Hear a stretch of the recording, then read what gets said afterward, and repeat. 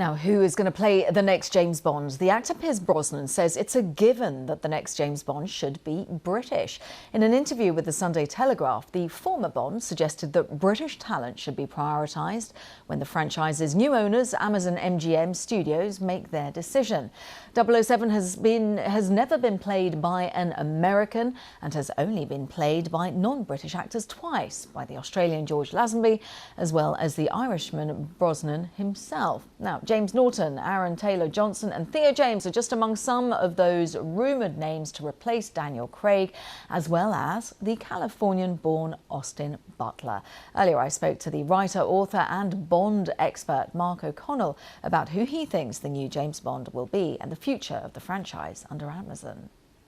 I think they'll probably remain quite safe. The option for casting is very different now that Amazon have taken a creative grip on it, but I think they'll go safe. And they can also, they've got a little bit of petty cash, Amazon, and they could maybe look bigger. It might not be that moment where we find an unknown actor who then becomes a movie star. They might find a movie star. Problem is, in Britain, we don't have many great movie stars in their early 30s until they do something like a Bond film. I see. Interesting point, actually. So it's the chicken and egg scenario, isn't it? But just when it comes to Amazon MGM Studios, when they gain creative control, the co-owners will, Barbara Broccoli and Michael G. Wilson will remain co-owners, but Amazon MGM Studios will gain creative control. And I just wonder, are you fearful? Are you concerned that perhaps they'll turn the legacy of Bond into something completely different, that perhaps there'll be spin-offs in the same way that we've seen the Star Trek movies and the Star Wars movies? Are you hopeful that they will be true to what is a huge role and a huge, a well-loved film franchise?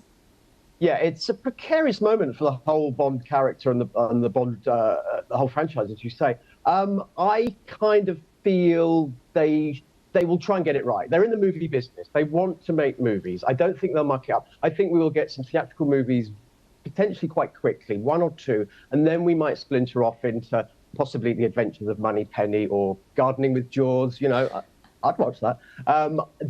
Once they create their new cinematic world, it allows them to create the TV spin-off world.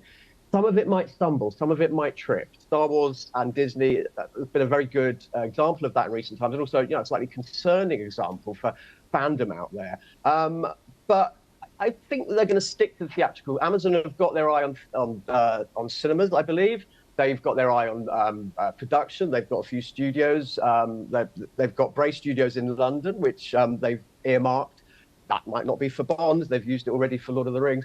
But I think that they want to get it right. The eyes of the world are looking at them, and this is a little different to launching a new air fryer. Indeed it is. That's a really good point. Just, Mark, I've got to ask you then, so far, who has been your favourite actor playing Bond? I thought Daniel Craig did a stunning golden age era of Bond. He brought a second wind to that character. And there is a big pressure. It's not just that Amazon are doing it. It's following six guys, but also following Daniel Craig. The 007 has very, very big, expensive leather shoes to fill. It's a really good point. And just when it comes to the decision, when are we expecting it? Can you give us an insight, just briefly, Mark? I just feel that we might be a little quicker down the line on this. Amazon want to get moving. There's still some legalities with the Broccoli deal and all of that. That has to go through all its regulatory hurdles. But I think we could. I'm wondering if we might know who the next Bond is before the year's out. Oh, we'll see if Mark O'Connell was right about that.